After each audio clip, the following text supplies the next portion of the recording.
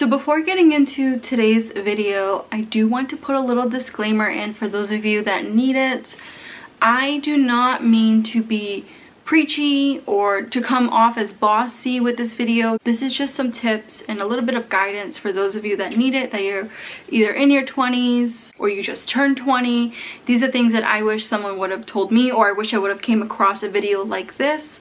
So I do not have any ill intentions with this video. This is just to help others that need it. One of the smartest things to do when you are in your 20s, or even like when you're 19 and you're able to get your own bank account, do not go for the commercial banks such as like Bank of America, Citizens, Sovereign.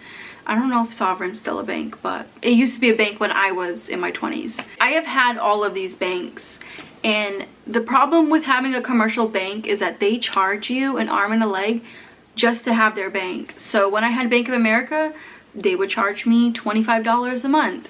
When I had Citizens, they would charge me $15 a month. And this is just to have a checking and savings account. There's no way in hell that you should be paying for a checking and savings account. So back then when I was 21, I decided to stop using commercial banks and I switched over to a credit union. There are numerous problems with credit unions. I'm not going to go into all of them. But I switched over from a commercial bank to a credit union because I heard that they didn't charge a monthly fee. So that's why I went over to them. But the one big problem that commercial banks and credit unions have in common, the interest that you get for having your money in savings or in checking is absolute crap. With me having my credit union for 8.5 years, I made 8 pennies. 1 penny a year with my interest when it came to having my money in the bank with a credit union. So once when I moved in with my boyfriend in 2020, I was 29, and he was the one to convince me to get a high yield savings account.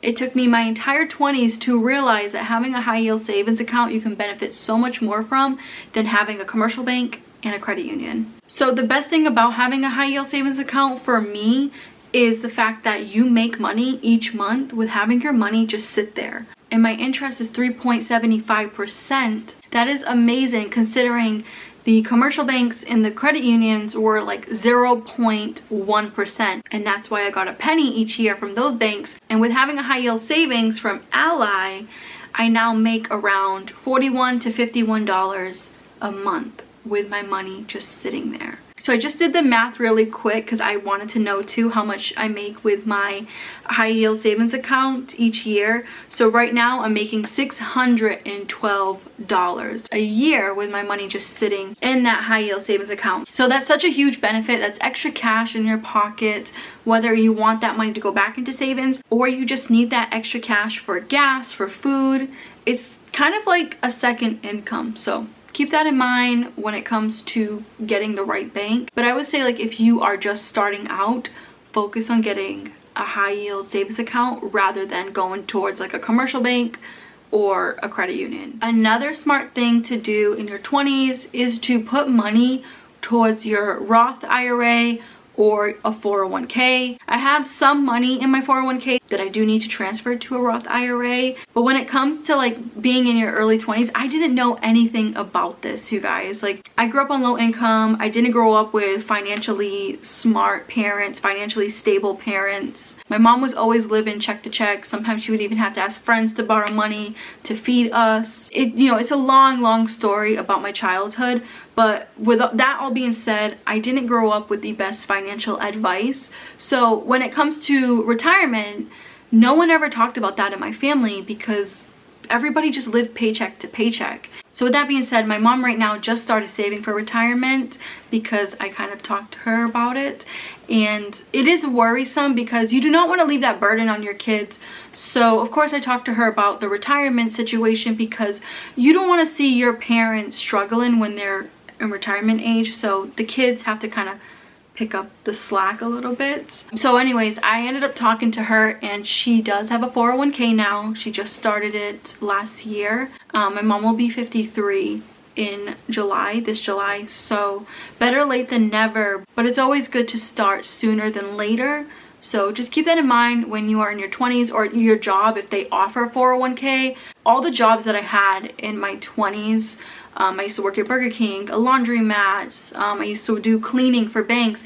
None of those jobs offered a 401k. So when I got to the nursing home job in 2012, so they started offering 401k plans in like 2017 or 2018. And then that's when I signed up for 401k. So it just basically takes money out of your check. You choose the percentage you want to take out. Yeah, I don't want to like bore you guys to death with this. There's a lot of other information, a lot of other YouTubers that explain it a lot better than me. But definitely look into getting a 401k or a Roth IRA for your future self. Another smart thing to do in your 20s is to get a used car instead of a new car. I have seen so many people in my life get new cars and they end up screwed, or they end up hating that car. Once when they're done paying it off, which will take about like 6 to 8 years, once when they're done paying that new car off, it's not so new anymore. And also when you drive off of the lot with a new car, there's already 30% depreciation the minute you drive off. So keep that in mind, that even though you're in your 20s, you do not need to have the flashiest car on the block. I've been there, I've done that. I regret that. I didn't get a new car, but I did do payments on a used luxury car, and it ended up screwing me over big time with my credit, with money. It was just a horror story. So if you are looking for a car right now, go for a used Honda, go for a used Toyota. Those kind of brands will last you forever. They're cheap to maintain in general. I wish I would have known this back then, instead of being jealous for the people that I was hanging out with. They had all these nice luxury cars. And then I had my 1995 Nissan Maxima. It was half spray painted. I had like a donut tire. The window was smashed. But even though that car was beat up looking, it was running fine. In my head, I just wanted something flashy to fit in with the crowd. I know it's easy to think when you're in your 20s, like, oh, if I have that car, my life's gonna be amazing. No, it doesn't work that way. And I wish I would have just saved up the money for a decent car, but I was impatient. I was very impatient, and I made a lot of mistakes when it comes to cars. Like, I was known at every single job I've ever had as the girl that had car problems, because I always wanted something flashy. And I feel like the universe was giving me karma for like wanting something that I didn't need. I just needed something reliable, and I had that. So yeah, never take for granted a nice, decent used car over a new car. You do not need a brand new car. Yet another smart thing to do is to stay at your parents' house as long as possible. Do not care what other people say. I remember getting made fun of from my own sisters who are still staying at my mom's. I left my mom's apartment when I was 20. I was 26 and a half. I left her apartment to go live on my own. And I remember my sisters making fun of me for still living at home with mom. And not just my sisters, but like even the friends I was hanging out with, they were like, oh, you still live at home with your mom? It's so weird. And I do feel like it's an American thing to just move out the minute you turn 18, you're on your own. But that's how you make so many unnecessary mistakes. And I'm very proud of myself. Even though I kicked myself in the butt for all the other mistakes I made, I'm proud of myself for staying put at my mom's and not moving out on my own, because I wasn't ready, I couldn't afford it, and I just wasn't comfortable moving out right away. So if you have the opportunity to stay at home for even your entire 20s and save as much money as possible while still helping out your parents, always help out. I always helped out my mom whenever it was household items, groceries, whatever she needed. I was always there. Always try to lend a helping hand while you're staying there, because you are an adult now. I'll never forget the day my sisters moved out of my mom's apartment. We all shared a room. It was 3 girls in one room. We shared a room for our entire lives. Like I said, we didn't have a lot, but we made it work. And my sisters were just fed up with sharing a bedroom. They were fed up with my mom's rules. My mom's not the easiest person to get along with when it comes to living with her, but you just have to give her space. And that's how we kind of like got along a lot more than just like, you know, being on top of her or just going against what she says. And I don't know if they will admit it, but they were not ready financially, mentally. They were just not ready. That's something that I've seen in a lot of people around me, where they just rush to move out just to say that they have their own place, they're doing their own thing, and it's just too soon. So I'm happy in that aspect for not wanting to follow the crowd. When it came to moving out, I was staying put because I knew deep down inside I could not afford apartment on my own. So like I said, if you have the opportunity to stay at home with your parents, I know this is a very odd thing in the US. Like I said, in the US, parents usually want their kids out when they're 18, but if you have the opportunity to stay and save money and do things the right way, do it. I know it might be uncomfortable for the next 5 to 10 years, but your future self will thank you for not moving out right away and getting yourself in an unnecessary situation. Another thing to do in your 20s is to pick up as many shifts at your job as possible. Even pick up a second job if you can. So the more money you make, the more money you'll be able to save. And I feel like when it comes to your 20s, you have a lot more energy. I personally used to have so much energy back then, and I would waste all of my energy on stupid things like going clubbing, spending too much time on Facebook, just silly things. I know your 20s are not supposed to be perfect, I get that, but when you are constantly busy with the right thing, you're least likely to make mistakes that you'll regret in the future. So of course I started to pick up extra shifts when I was 26, 27, started getting my mind situated with the future and just wanted more for my life and for myself. So when it came to making extra money, the minute my boss would be like, so and so called out, I would be like, I'll pick it up. I'll pick up that shift. I remember picking up so many shifts and being so excited when I got my check, and then putting a huge chunk into savings. Within a year span of me realizing, like, Carrie, pick up some extra shifts, make that money, who cares what others are doing, work on yourself. 1 year of me picking up extra shifts, selling things I don't want, clothes I don't want, on Poshmark and Mercari, I was able to save $14,000 in 1 year. I could have saved more if I would have laid off the makeup. I was still into makeup back then, but you can't be perfect. You know, at least I learned that lesson where picking up as many shifts as possible is sometimes a good thing. So the next time you're at work and you hear someone call out or you hear someone saying that they're not feeling good, pick up that shift. You will thank me once when you get your check.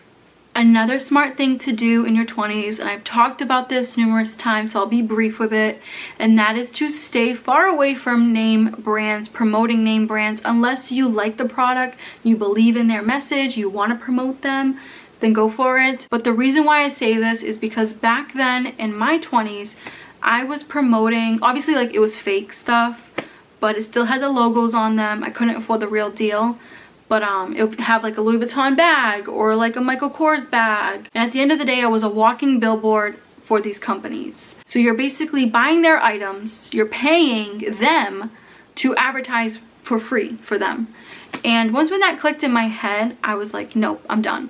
So I stopped wearing logos and things like that on my shirt once when I was 26 and a half years old. And I sold all of that stuff.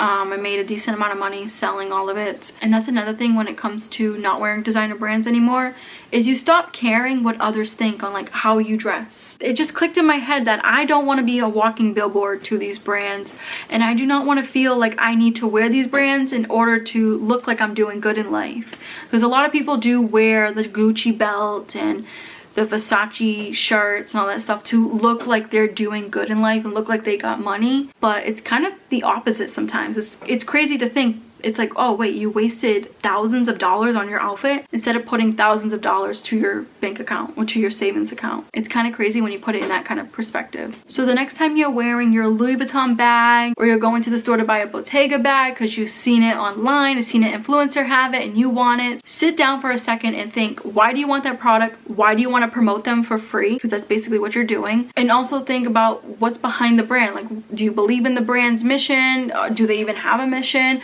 Are they testing on animals? There's a lot of things that comes in mind when it comes to just promoting a product. So think twice before wearing any kind of designer brands. You might just be promoting the wrong thing. Another thing to not do in your 20s is to stop chasing a girl or a boy that you like. I have had my fair share of chasing boys in my freaking 20s. So stupid. The boys at the club, boys online.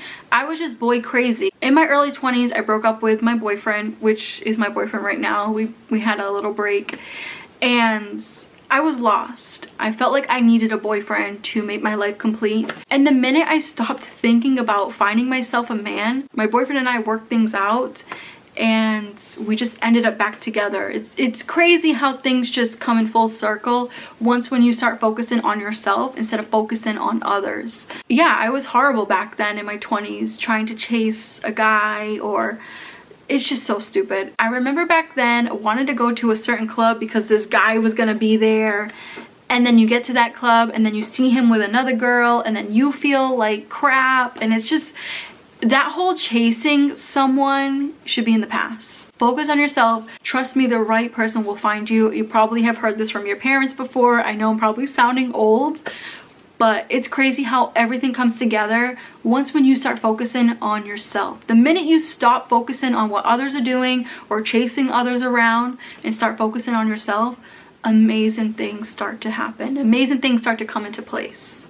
And the last little advice I want to mention when it comes to being in your 20s is to chill out on the beauty maintenance. So when it comes to beauty maintenance, I know it's a lot more popular now than when I was in my 20s, especially with the influencers getting, you know, a little bit of Botox, getting their nails done every 2 weeks. Like, this stuff is very expensive. And not just expensive, but putting Botox in your face when you're still really young, there can be consequences when you get older. It's just crazy how these young, beautiful women are getting so much work done at such an early age. I mean, I definitely blame social media for it, and also celebrities. You know, it puts something in a woman's head like, you need this done, you need that done. So keep that in mind when you're in your 20s, your early 20s, or your late 20s, that you really don't need work done. Unless you truly want it done, then go for it. But do not feel the need to have to get Botox or a BBL or lipo or your nose done, or the what's the big one right now, the buccal fat removal. So anyways, I do not want to make this any longer than it is, and I do not want to sound like Christina Aguilera, but you are beautiful the way you are. There is no need to get a ton of beauty maintenance when you are younger, trust me. Anyways, you guys, I hope you enjoyed this video. Thank you for hanging out with me, and I will see you in the next one.